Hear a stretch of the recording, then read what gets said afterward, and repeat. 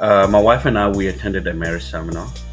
The marriage seminar, it was, we thought it was going to be a marriage seminar on couples, but it was actually a marriage seminar between God and the church. Um, and it was something that we have never experienced before. No, it was definitely refreshing. Hmm. Usually, marriage seminars are something more along the lines of 1 Corinthians 13, and Hmm. it's kind of a how to be more patient and love each other a little more. And then because you're chatting and you feel like your love is rekindled, you connect more. Hmm. So we definitely would chat and we drew closer in this, but it was a much deeper. It was very different. It Yeah, was very different. it was, I mean, we definitely felt the difference between us Mm, because we felt more loved, not yeah. necessarily from each other, but Mm, from God. mhm, And because, yeah. we knew and we Yeah. felt um, just how much God loves us, it was, it made it easier for us to love each other Yeah. and I guess be more patient with each other because now I was guess we could high on the love of God rather than being high on the love of my wife. You know, Yeah. it was really really unique. It was really unique. Yeah. There were, we shared the experience with singles, with Hmm.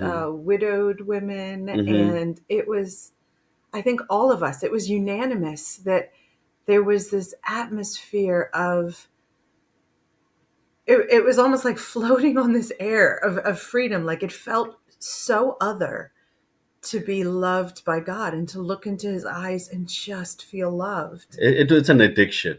It's definitely It an was addiction. amazing. It's what we're made for, but we don't experience often. Yeah, we don't. I guess we don't experience the the reality of what it's like between two lovers.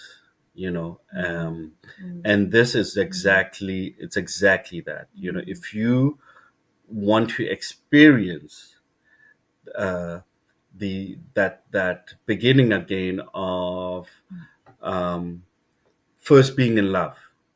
mm, That's what it is. When you're first in love with somebody and the person is in love with you, mm. that's what it is. But it's with God, it's just continuous. It's just continuous. So it was an experience. There was we looked at a passage that we usually don't Hmm. consider. Most sermons are not on the Song of Songs in my Yeah, experience, but it was like opening up this hidden treasure. So it's as if somebody mailed a love letter to you yeah, that's exactly decades it. ago, and then you get it in That's the mail, exactly it. and you're like, "This is your heart for Yeah, me." yeah, You look up into God's eyes and you say, "Oh wow, how could I have missed this clear gospel message that you've hmm, been there whispering to me, shouting to me. You've been there all the yeah. time saying it." Yeah, and I think the most thing that struck me, the more imperfect I am, the Mm, more I am loved, mm, right? And mm, that is the picture of the mm, queen, right? mm, We think we have to be perfect. We mm, you know we have a certain standard, and the more imperfect that we are, the more mm, that love means so much more. mm, That it's written for you. It's mm. written for you. It's an experience of a different kind of love.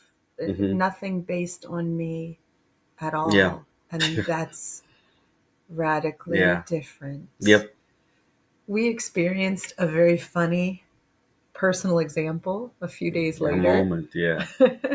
A moment that showed us how this love had impacted me was, we were having a discussion that had all the triggers Discussion. that would turn into an argument. It wasn't yet, it would have been. That's true. That's true. So it had all the triggers, and I think you knew it was coming. Yeah. So then we were in the middle of it, and it was almost like this odd Yeah. out of She body yeah she experience. she Like it's stopped at yeah she stopped and you know I was I able to knew where it think. was going, Right. and she stopped. And instead of turning into an argument, it actually just stopped right there. I did not know what to do with myself because I have never experienced that. You know, yeah, So instead of taking what usually is bait for me and holding on to it like it's life or death, I just listened yeah, and I just thought about what he said. I was able to answer. I was able to ask him questions, just be calm. yeah. There was no defensiveness. There was And it no was so defensiveness. bizarre. And he just looked at me and he said, "What was What just that? happened? Yeah, I What was just like, what happened?" just happened? And all I could say, I didn't have an answer. I knew it felt different. I just said, "I am so loved." I said, "My Yeah, father loves me so much. I'm okay. I yeah, don't have to defend myself right now. I don't have any kind of self preservation kicking in or shame or guilt. I can just deal with messing up mm-hmm. and move on Yeah, because I'm loved." yeah. And it's very different from someone, Hmm. from me who has always felt unlovable, believed that God loves others but could not love me, right? Hmm. So now the Song of Songs, it just it made me realize, and that's what I'm saying, in all of my imperfection, and it's something that we hear but we don't see, right? So with all of my imperfection, with all of my unlovableness, right, even from myself, God does not overlook all of that, sees all of that, right? But He does not chastise me. He still loves me. He still writes me love poems every day. That's the feeling that I have from God, and yeah, it just helps you just to deal with everything in this world. You know? Yeah, It was refreshing. We would highly recommend it to anyone who can attend. yeah, Please, if you have the chance, build this in yeah. to your church calendar, Yeah, build it into your life. yeah. It's really a blessing. Yeah, honestly, we need it every week. Every week. If we could be reminded of this every single week, um, yeah, it, yeah, it would change your life. Yeah, once a year would be great. Yeah.